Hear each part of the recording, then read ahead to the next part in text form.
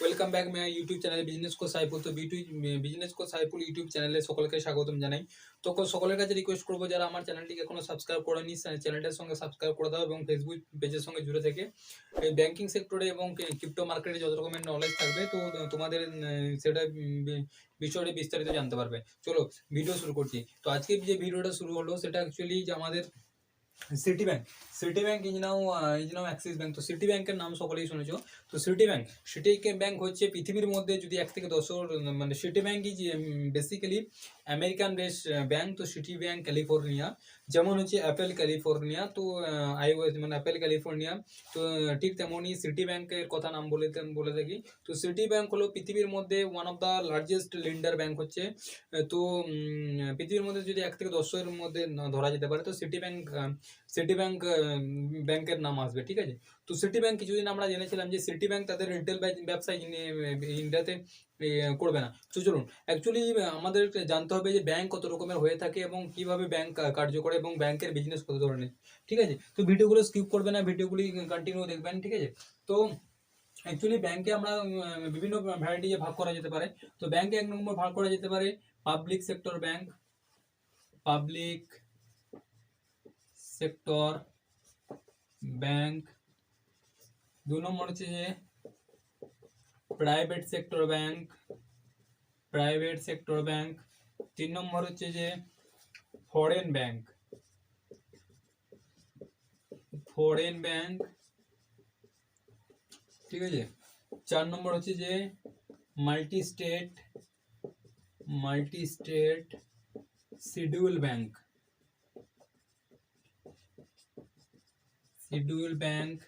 ঠিক আছে। 5 নম্বর হচ্ছে যে কোঅপারেটিভ ব্যাংক,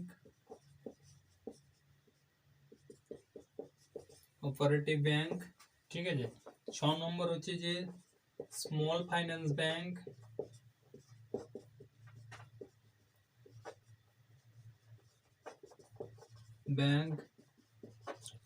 7 নম্বর হচ্ছে যে পেমেন্ট ব্যাংক।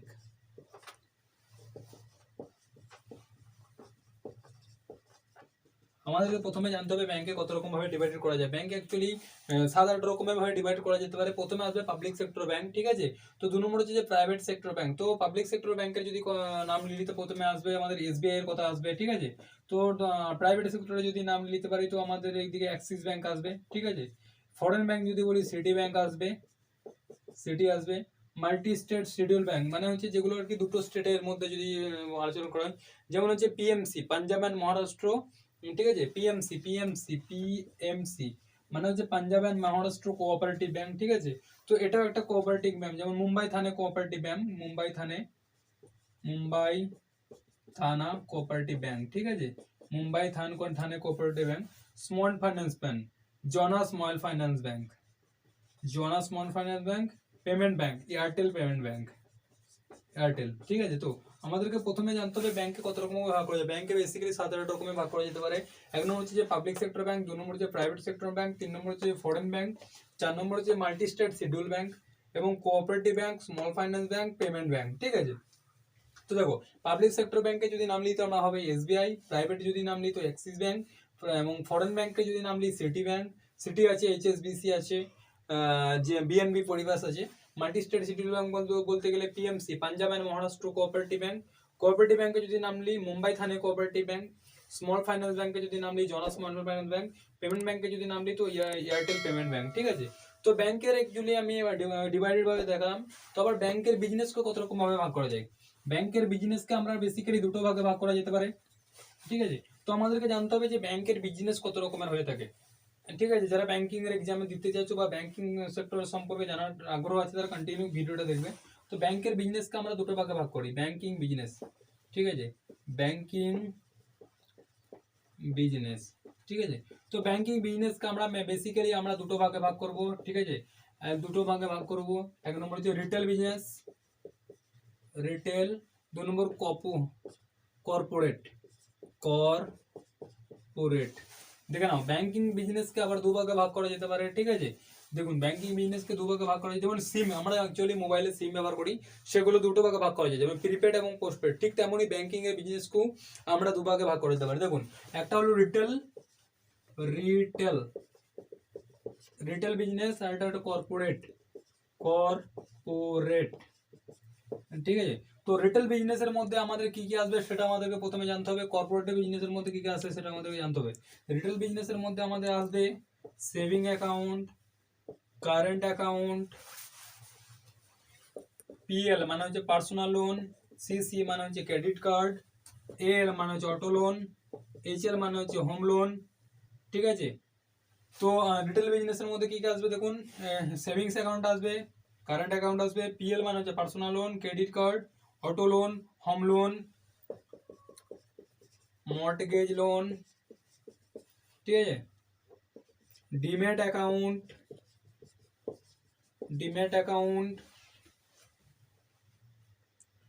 এফডি মানে হচ্ছে ফিক্সড ডিপোজিট, আরডি মানে হচ্ছে রেকারিং ডিপোজিট, ওডি মানে হচ্ছে ওভারড্রাফট।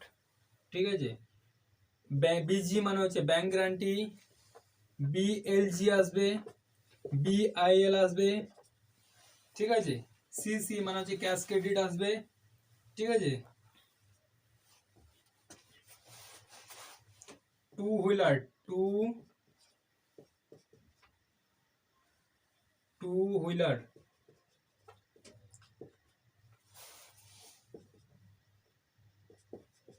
Wheeler loan. ঠিক আছে। হাউসিং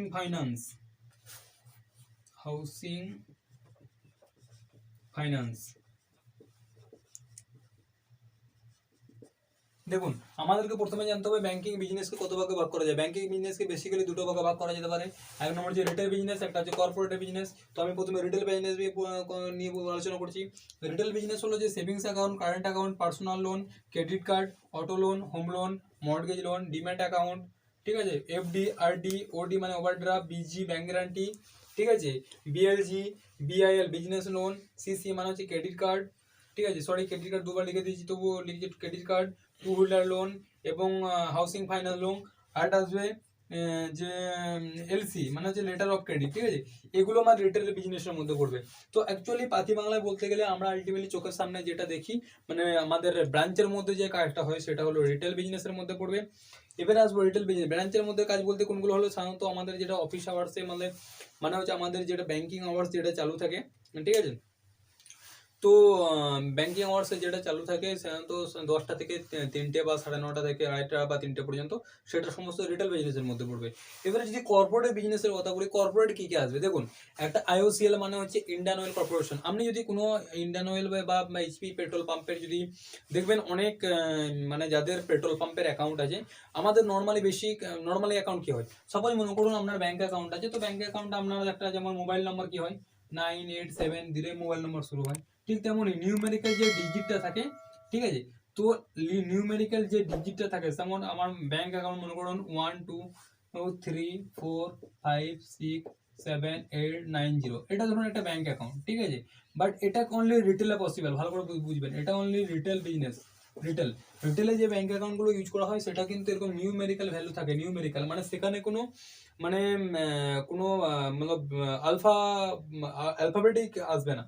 কিন্তু কর্পোরেট যে অ্যাকাউন্টগুলো থাকে, যদি মনে করেন কর্পোরেট অ্যাকাউন্টগুলো কোনগুলো, সেগুলো আমাদেরকে প্রথমে মাথায় রাখতে হবে। কর্পোরেট অ্যাকাউন্ট হলো IOCL, Indian oil corporation, HP. ঠিক আছে। বিপি মানে ভারত পেট্রোলিয়াম। ঠিক আছে।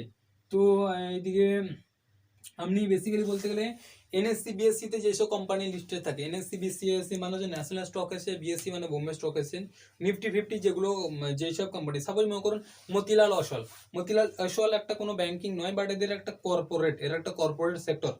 ঠিক আছে।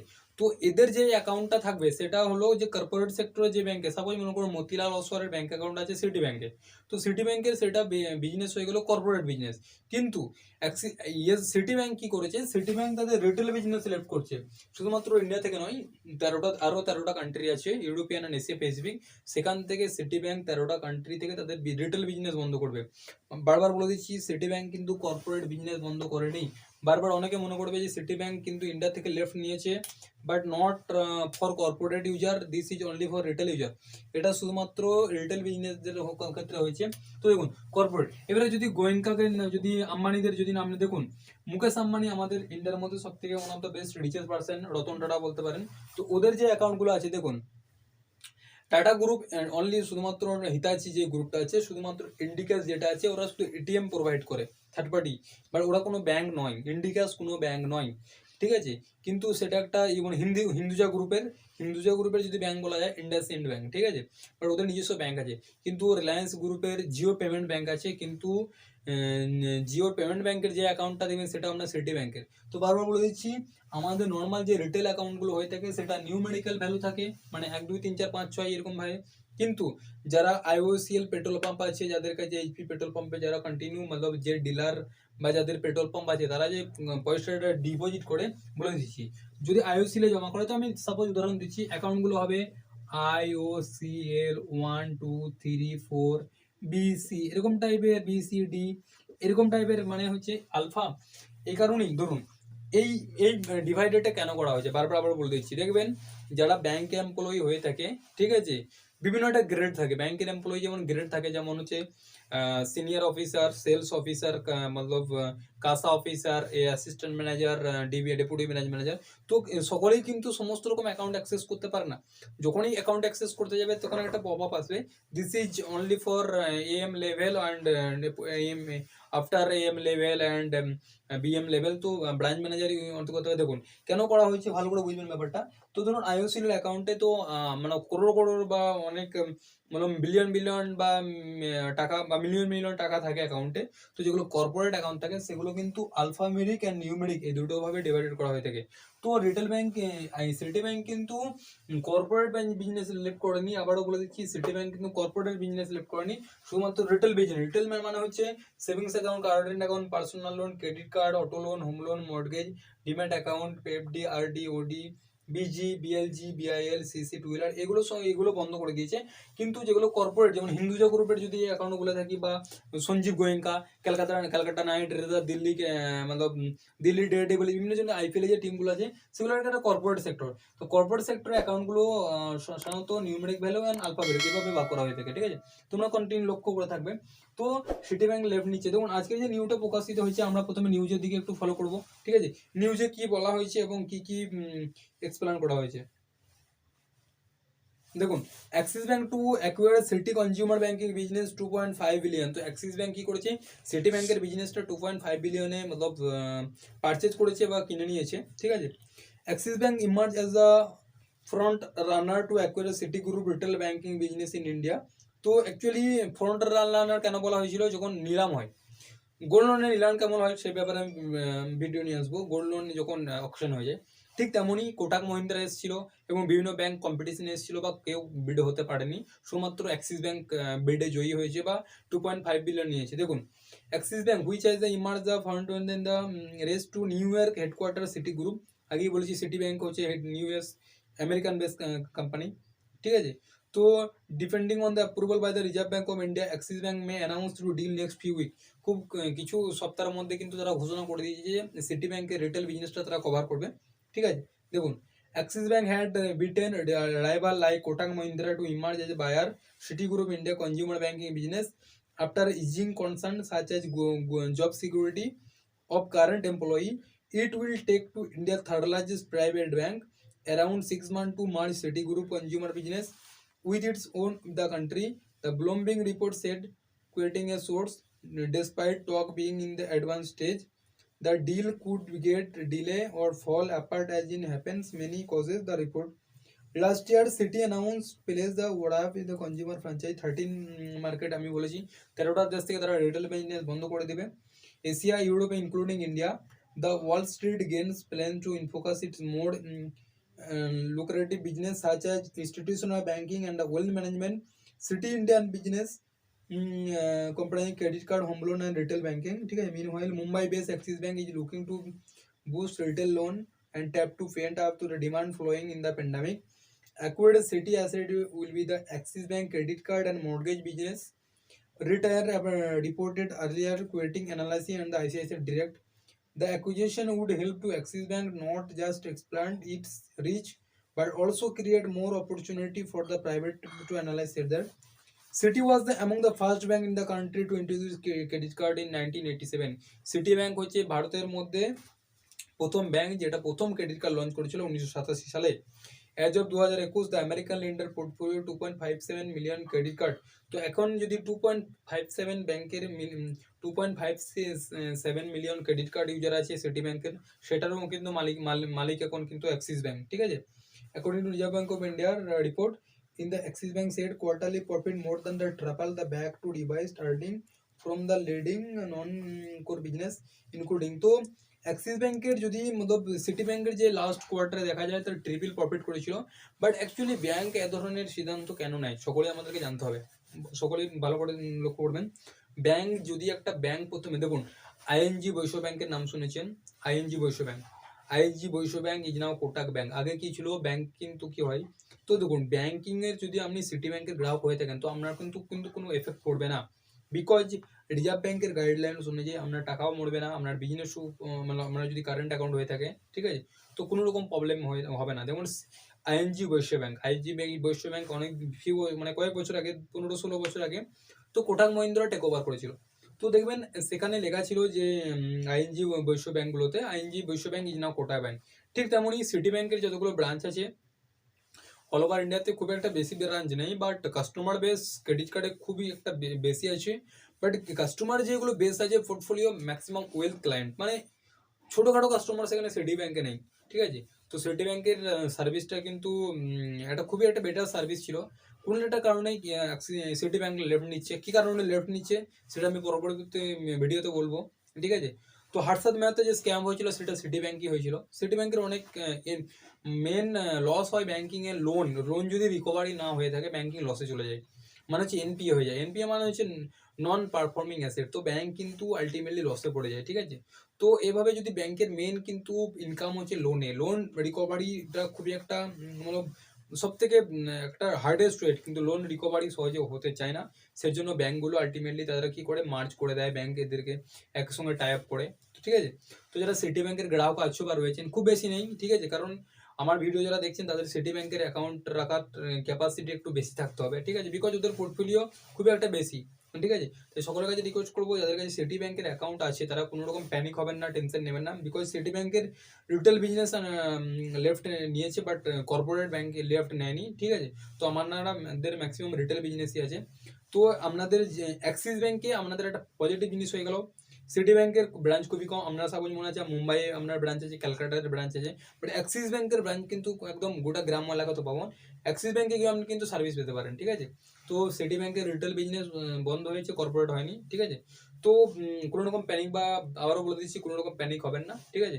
সকলেই ভালো থাকবেন এবং চ্যানেলটার সঙ্গে জুড়ে থাকুন, এবং ব্যাংকিং রিগার্ডিং কোনো যদি কোশ্চেন আপনাদের থেকে থাকে তো চ্যানেলটা সাবস্ক্রাইব করে আমাদের সঙ্গে জুড়ে থাকুন। এবং বিভিন্ন রকমের কয়েন ক্রিপ্টো কারেন্সিতে আপনারা ইনভেস্ট করতে পারেন, বিএলটি কয়েন ইনভেস্ট করতে পারেন, সিবাইনোতে ইনভেস্ট করতে পারেন, ডোজ কয়েন ইনভেস্ট করতে পারেন, বিএনবিতে ইনভেস্ট করতে পারেন, যেগুলো আপনার মার্কেট পোর্টফোলিও সম্পর্কে আপনাদের বুঝতে হবে যে কোন কয়েন বা কোন কারেন্সি আপনাকে বেশি ইনকাম দিয়ে দেবে, ঠিক আছে। সকলেই ভালো থাকবেন, চ্যানেলটা সাবস্ক্রাইব করে দেবেন এবং সকলে আপনারা কোভিডের টাইমে একটু সচেতন থাকবেন। খুদা হাফেজ।